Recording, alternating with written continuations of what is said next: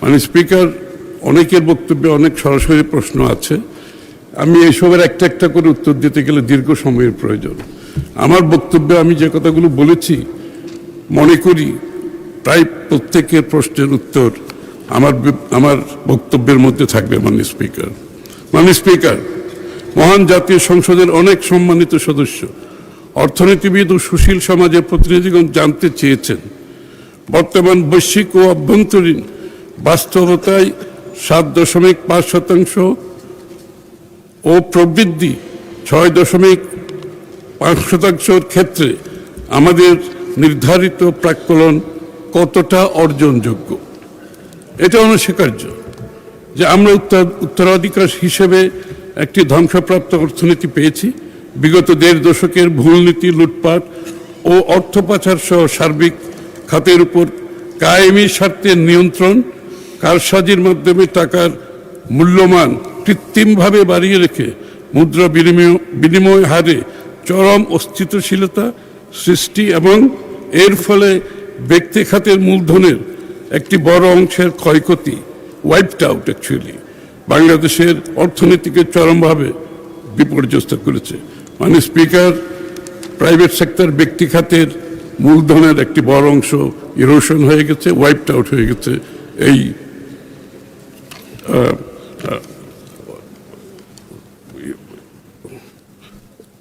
টাকার কৃত্রিম মূল্যমানের কারণে।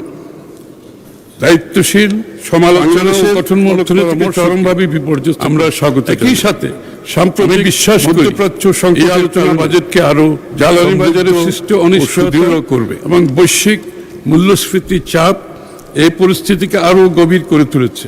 মানে যদিও ইতিমধ্যে আমরা যে সময়ে বাজেট প্রণয়ন করেছি, পদক্ষেপের ফলে তখন একদিকে জনগণের সরকার ঢুকে যাওয়া অর্থনীতির সাথে বিপর্যয় সংকট অনেক প্রাতিষ্ঠানিক কাঠামো করতে, অন্যদিকে ছিল একটি নতুন বাংলাদেশের। আমরা দৃঢ়ভাবে বিশ্বাস করি তাই সঠিক বাজেট সরকারের অনুসরণের পাশাপাশি আর্থিক বিবৃতি, একাগ্রতা, এটি জীবনে দাঁড়ানোর জনজীবনে এই অবস্থা আনা সফল অর্থনৈতিক পুনরুদ্ধার, বাংলাদেশ কাঠামোগত সংস্কার বৃদ্ধির পথে বিনিয়োগ বৃদ্ধি নিয়ে যাবে। কর্মসংস্থান লক্ষ্যে আমরা ও সামাজিক ন্যায় বিচার প্রতিষ্ঠার মাধ্যমে এবং একটি সমৃদ্ধ বাংলাদেশ বিনির্মাণের রূপরেখা, রিকভারি অ্যান্ড স্টেবিলাইজেশন, রেস্টোরেশন এবং রিকনস্ট্রাকশন ফর অ্যাক্সিলারেশন কৌশল বাস্তবায়ন করছি। মাননীয় স্পিকার, আগামী অর্থ বছরের প্রস্তাবিত বাজেটের মাধ্যমে বিশেষ করে কৃষি, শিল্প ও সেবা খাত এবং রপ্তানি ও প্রবাস আয় অগ্রগতি সাধন এবং দেশের মানুষের উৎপাদনশীল সক্ষমতার উপর ভর করে আমরা অর্থনীতিকে পুনরুদ্ধারের পথে এগিয়ে নেব।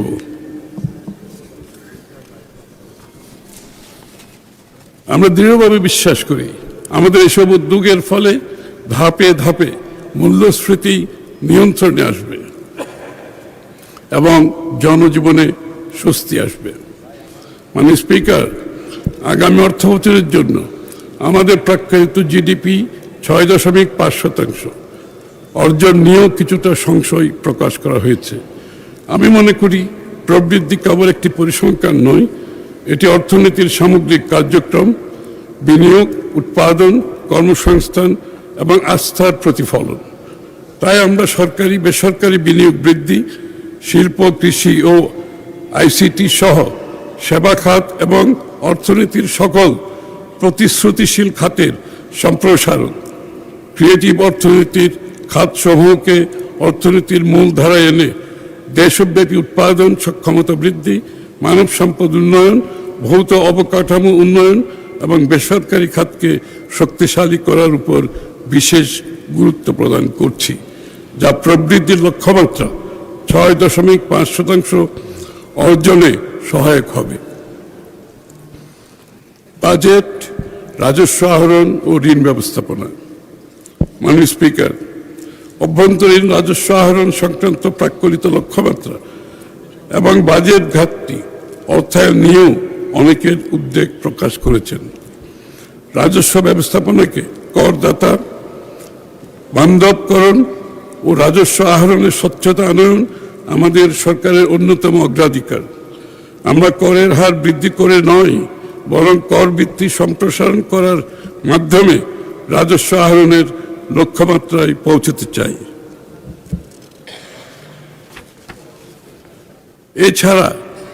এছাড়াও রাজস্ব নীতি ও রাজস্ব ব্যবস্থাপনা পৃথকীকরণ, এখানে একটু বলতে হয় মাননীয় স্পিকার, এনবিআর এর বাইফার্কেশনের বিষয়টা ছিল, সেটাকে আমরা আরেক ধাপ এগিয়ে নিয়ে যাচ্ছি। বেসিক্যালি এনবিআর এর ট্যাক্সেশন পলিসি নিয়ে মানুষের মধ্যে একটু কনসার্ন আছে। এই জন্য আমরা যে ট্যাক্সেশন পলিসি যারা করবে সেই জায়গাটা একটা এক্সপার্ট গ্রুপের মাধ্যমে ট্যাক্স পলিসি করতে চাই মাননীয় স্পিকার। কারণ ট্যাক্স পলিসিতে আপনার ইনকনসিস্টেন্সির কথা বলা হচ্ছে, প্রিডিক্টেবিলিটির অভাব মনে হচ্ছে, স্বচ্ছতার অভাব মনে হচ্ছে। এই কারণে আমরা এই কমিটির মাধ্যমে ট্যাক্স নীতি প্রণয়নে একটি বড় ধরনের পরিবর্তন আনতে চাই মাননীয় স্পিকার। পৃথকীকরণ, কর ব্যবস্থার অটোমেশন, কর ফাঁকি রোধ এবং বিনিয়ন্ত্রণ ডিরেগুলেশন এর মাধ্যমে স্বচ্ছতা, জবাবদিহিতা নিশ্চিত করে ব্যবসা বাণিজ্য প্রসারের উদ্যোগ নিচ্ছি। ক্ষুদ্র ব্যবসায়ীদের সুবিধার্থে বা ক্ষেত্র বিশেষে হয়রানি বন্ধে তাদের সামর্থ্য অনুযায়ী ফ্ল্যাট রেটে ভ্যাট প্রদানের উদ্যোগ গ্রহণ করেছি। আমি এই বিষয়ে আশ্বস্ত করতে চাই, কাঁচা বাজার ও ক্ষুদ্র মুদি দোকান এর আওতায় বাইরে থাকবে মাননীয় স্পিকার। মাননীয় স্পিকার, এটা নিয়ে একটু কনসার্ন ছিল, আমি একটু এই জন্য জোর দিয়ে বললাম যে মুদির দোকান এবং ক্ষুদ্র ব্যবসায়ীরা আসবে কেউ, এটা নিয়ে একটু কনসার্ন ছিল, আমি একটু এই জন্য জোর দিয়ে বললাম। মাননীয় স্পিকার, চলতি অর্থ বছরে অর্থনীতিতে স্থবিরতা সত্ত্বেও কনসার্ন ছিল মাত্র 4 মাসের মধ্যে আমাদের সরকারের গৃহীত উদ্যোগসমূহের কারণে রাজস্ব ব্যবস্থাপনায় গতি আসার ফলে ইতিমধ্যেই শুধুমাত্র এনবিআর রাজস্ব আদায় প্রথমবারের মতো 4 লক্ষ কোটি টাকার মাইলস্টোন অতিক্রম করেছে মাননীয় স্পিকার। এটা আরো বাড়বে মাননীয় স্পিকার। আমরা আশাবাদী যে উল্লেখিত পদক্ষেপ সমূহ বাস্তবায়নের মাধ্যমে ব্যবসা বাণিজ্যে গতিশীলতা বৃদ্ধি পাবে এবং আগামী বছরের জন্য এনবিআর এর জন্য নির্ধারিত রাজস্ব লক্ষ্যমাত্রা চ্যালেঞ্জিং হলেও তা অর্জন করা সম্ভব হবে মাননীয় স্পিকার। মাননীয় স্পিকার, আমরা সরকারি বাজেট ব্যবস্থাপনায় শৃঙ্খলা পুনঃপ্রতিষ্ঠায় দৃঢ় প্রতিজ্ঞ। আমরা সরকারি ব্যয়ের ক্ষেত্রেও দক্ষতা বৃদ্ধি, টেকসই ঋণ ব্যবস্থাপনার মাধ্যমে বাজেট ঘাটতিকে সহনীয় পর্যায়ে রাখার নীতি অনুসরণ করছি। আমরা ক্রমান্বয়ে পরিচালন ব্যয় কমিয়ে, দিস ইজ ইম্পর্টেন্ট মাননীয় স্পিকার, এটা খুবই ক্রিটিক্যাল ইস্যু, 2-3টা তার মধ্যে একটা অন্যতম। আমরা ক্রমান্বয়ে পরিচালন ব্যয় কমিয়ে উন্নয়ন ব্যয় বৃদ্ধির উদ্যোগ নিয়েছি।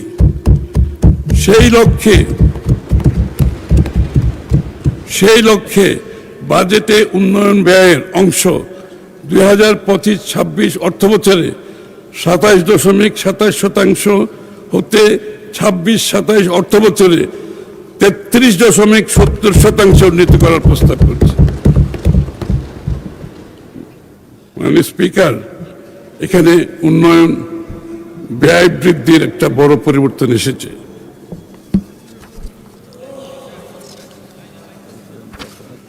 অন্যদিকে পরিচালন ব্যয়, যেটা নিয়ে অনেক কনসার্ন, অনেকে বলেছেন যে পরিচালন ব্যয় বাড়ছে, উন্নয়ন ব্যয় কমছে, এইটার গ্যাপটা বাড়ছে। সেজন্য পরিচালন ব্যয়ের ব্যাপারে সেটা হচ্ছে মাননীয় স্পিকার, 2025-26 অর্থ বছরে 72.73% থেকে 2026-27 অর্থ বছরে 66.30% নামিয়ে আনার প্রস্তাব করছি। পরিচালন ব্যয় কমছে, উন্নয়ন ব্যয় বাড়ছে মাননীয় স্পিকার। ফ্যাসিবাদী সরকারের সময়ে প্রয়োজনে অপ্রয়োজনে ব্যাপক হারে ঋণ গ্রহণের মাধ্যমে দেশের ঋণ ধারণ সক্ষমতাকে ঝুঁকির মধ্যে ফেলা হয়েছে, যার ফলে আমাদের ঋণ ধারণ সক্ষমতার ঝুঁকি নিম্ন থেকে মধ্যম মানে অবনমিত হয়েছে। আমাদের রেটিং কমে গেছে, যেখানে নিম্ন হারে ছিল এখন এটা মধ্যম লেভেলে চলে আসছে, অর্থাৎ এটা আমাদের সব কস্টকে বাড়িয়ে দিচ্ছে। 24-25 অর্থবছর শেষে সরকারের মোট ঋণের পরিমাণ দাঁড়িয়েছে 24-25-এ 21,44,034 কোটি টাকায়, যা জিডিপির 38.61%। এর মধ্যে অভ্যন্তরীণ ঋণের পরিমাণ 11,94,853 কোটি টাকা, যা জিডিপির 21.51%। অন্যদিকে বৈদেশিক ঋণের পরিমাণ 9,49,181 কোটি টাকা, যা জিডিপির 17.10%। আমরা উত্তরাধিকার সূত্রে পেলেও এই ঋণ ও ঋণের সুদ আমাদেরকে যথাসময়ে পরিশোধ করতে হচ্ছে, যা সরকারের রাজস্ব ব্যবস্থাপনার উপর চাপ সৃষ্টি করছে। এই ঋণ তো মাননীয় স্পিকার আমাদেরকে বইতে হচ্ছে, এবং এটার কষ্ট আমাদেরকে বইতে হচ্ছে, ইন্টারেস্টও বইতে হচ্ছে। এই অবস্থা হতে উত্তরণের মাধ্যমে ঋণ ধারণ সক্ষমতাকে পুনরায় নিম্ন ঝুঁকি পর্যায়ে নিয়ে আসার লক্ষ্যে আমরা সুনির্দিষ্ট পরিকল্পনা বাস্তবায়ন করছি। আমাদের রেটিং যেটা কমে গেছে এটাকে বাড়ানোর জন্য। মাননীয় স্পিকার, ঋণ নির্ভর অর্থনীতিকে বিনিয়োগ নির্ভর অর্থনীতিতে রূপান্তর করছি। এই প্রক্রিয়ায় সরকারি বিনিয়োগের রিটার্ন অন ইনভেস্টমেন্ট বৃদ্ধির মাধ্যমে জিডিপি প্রবৃদ্ধিও ত্বরান্বিত হবে। আমাদের সরকারের ইনভেস্টমেন্টগুলোকে আমরা কোয়ালিটি ইনভেস্টমেন্টে নিয়ে যাচ্ছি। এবং কোয়ালিটি ইনভেস্টমেন্ট বলতে কি, প্রত্যেকটা প্রজেক্টে মাননীয় স্পিকার আমরা অ্যাপ্রুভ করছি অন দ্য বেসিস অফ 3-4টা ক্রাইটেরিয়া। একটা হচ্ছে ভ্যালিউ ফর মানি, আচ্ছা রিটার্ন অন ইনভেস্টমেন্ট, থার্ড হচ্ছে এমপ্লয়মেন্ট ক্রিয়েশন, ফোর্থ হচ্ছে এনভায়রনমেন্টাল কনসিডারেশন। এই 4টি ক্রাইটেরিয়া মিট না করলে মাননীয় স্পিকার আমরা কোনো প্রজেক্ট অ্যাপ্রুভাল দিচ্ছি না।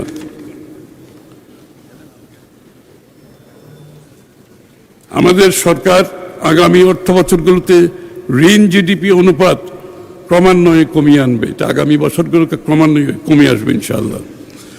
ব্যাংক হতে ঋণ গ্রহণ, ব্যাংক বরোয়িং কমিয়ে আনার নীতির অংশ হিসাবে আগামী অর্থ বছরে এই খাত হতে ঋণ গ্রহণ মহতি অনুষ্ঠান 6,000 কোটি টাকা রাশির প্রস্তাব করছি। মহতি অনুষ্ঠান আমরা ব্যাংক থেকে ব্যাংক বরোয়িং কমাচ্ছি। এখন আমরা এই ধারা অব্যাহত রাখতে চাই। আমাদের সরকার মধ্যমেয়াদে ব্যাংক হতে ঋণ গ্রহণ ক্রমান্বয়ে কমিয়ে আনবে, এটা অব্যাহত থাকবে। পুঁজিবাজার উন্নয়নের মাধ্যমে সরকারি অর্থায়ন কাঠামো, ফাইন্যান্সিয়াল আর্কিটেকচার পুনর্বিন্যাস করা হচ্ছে, এবং এই প্রক্রিয়ায় রাষ্ট্রায়ত্ত প্রতিষ্ঠানসমূহকে পুঁজিবাজারে তালিকাভুক্তির উদ্যোগ নেওয়া হচ্ছে। এটি বাস্তবায়নের ফলে রাষ্ট্রায়ত্ত প্রতিষ্ঠানসমূহে বিকল্প অর্থায়নের সুযোগ সৃষ্টি হবে, সরকারের অর্থায়ন হ্রাস পাবে এবং জবাবদিহিতা বৃদ্ধি পাবে। এর ফলে সরকারের একটি শক্তিশালী ফিসক্যাল স্পেস তৈরি হবে, এবং ধীরে ধীরে এ সকল সংস্থায় সরকারি ঋণ গ্রহণের পরিমাণ কমে আসবে। স্টেট ওন এন্টারপ্রাইজ থেকে আমরা গ্র্যাজুয়ালি তাদেরকে তাদের লস সাপোর্ট করতে গিয়ে একটা বড় এক্সপেন্ডিচার, যেটার কারণে ব্যাংকটাকে বড় করতে হয় মাননীয় স্পিকার, আমরা সেখান থেকে সরে আসছি। এখন অ্যাসেট সিকিউরিটাইজেশন, বন্ড মার্কেট উন্নয়ন, ইকুইটি ফাইন্যান্সিং ইত্যাদির মাধ্যমে পুঁজিবাজারে বিভিন্ন ইনস্ট্রুমেন্ট সরবরাহ বৃদ্ধি করে বেসরকারি খাতের জন্য বিকল্প অর্থায়নের সুযোগ সম্প্রসারিত করার উদ্যোগ নিচ্ছি, যা ব্যাংক ব্যবস্থার উপর বেসরকারি উদ্যোক্তাদের নির্ভরতা হ্রাস করবে। এখন মাননীয় স্পিকার সবাই হাই স্ট্রিট ব্যাংক থেকে বড় করে, যেটা হওয়ার কথা ছিল না, যে কারণে আজকে হাই স্ট্রিট ব্যাংকগুলোর আজকে যে দুরবস্থা আমরা দেখতে পাচ্ছি।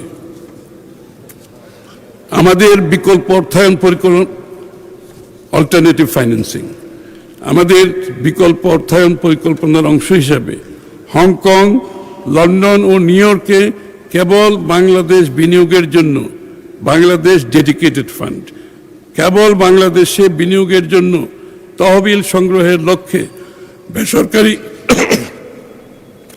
বেসরকারি পর্যায়ে তহবিল গঠনের উদ্যোগ নেওয়া হচ্ছে। এটা বাংলাদেশ ডেডিকেটেড ফান্ড, এটা ফ্লোট করা হবে হংকং, লন্ডন স্টক মার্কেটে, এবং এটা শুধু বাংলাদেশে বিনিয়োগ হবে। এটা কোনো ঋণ নয়, ইট ইজ পিওর ইকুইটি। এটা কোনো সরকারের দায় নাই, এবং যারা ইনভেস্টমেন্ট করবে শুধু তাদেরই দায়। এসব তহবিল চালু হলে তার দেশের আর্থিক ব্যবস্থার উপর অতিরিক্ত চাপ সৃষ্টি না করে বৈদেশিক বিনিয়োগ হিসাবে কাজ করবে। এটা অ্যাকচুয়ালি ফরেন ইনভেস্টমেন্ট পর্যায়ে পড়ে, যা সরকারি ও বেসরকারি উভয় খাতের বিনিয়োগ প্রকল্পে সহায়ক ভূমিকা পালন করবে। মানে স্পিকার, এই ইকুইটি কিন্তু সরকারও, সরকারি এসওই, স্টেট ওন এন্টারপ্রাইজগুলো সেখানেও বিনিয়োগ হবে। সেখানে সরকারের চাপ কমে যাবে, আমাদের তাদেরকে যে সাবসিডাইজ করতে হয় তাদের লসের জন্য। সর্বোপরি আমাদের সরকার অভ্যন্তরীণ উৎস হতে ঋণ গ্রহণের ক্ষেত্রে বেসরকারি খাত যাতে কোনোভাবেই ক্রাউডেড আউট না হয় সেই প্রক্রিয়া অব্যাহত থাকবে। আমি বিশ্বাস করি সংসদ ও দেশের জনগণের আন্তরিক সহযোগিতায় আমরা অর্থনীতিকে আরও স্থিতিশীল, শক্তিশালী এবং টেকসই প্রবৃদ্ধির দিকে এগিয়ে নিয়ে যেতে সক্ষম হব।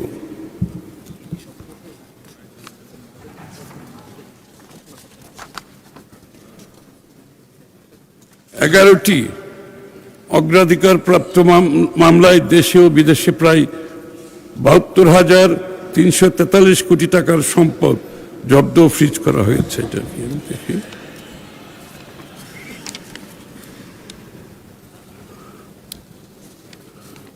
11টি অগ্রাধিকারপ্রাপ্ত মামলায় দেশে ও বিদেশে প্রায় ৭২,৩৪৩ কোটি টাকার সম্পদ জব্দ বা ফ্রিজ করা হয়েছে।